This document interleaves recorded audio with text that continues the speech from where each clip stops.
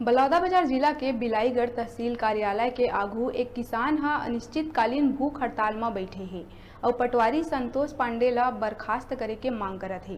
किसान ह पटवारी के ऊपर जमीन बंटवारा में गड़बड़ी के आरोप लगा है। सरसीवा के किसान रामशंकर ह पटवारी के खिलाफ मोर्चा खोल दिए है।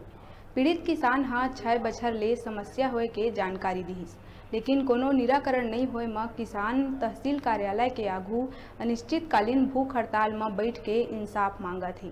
एक साथ ही कलेक्टर बलौदाबाजार, एसडीएम बिलाईगढ़ और नायब तहसीलदार भटगांव समेत मुख्यमंत्री ला चिट्ठी लिख के समस्या सुलझाए और भूख हड़ताल में बैठे के भी जानकारी दिहिस।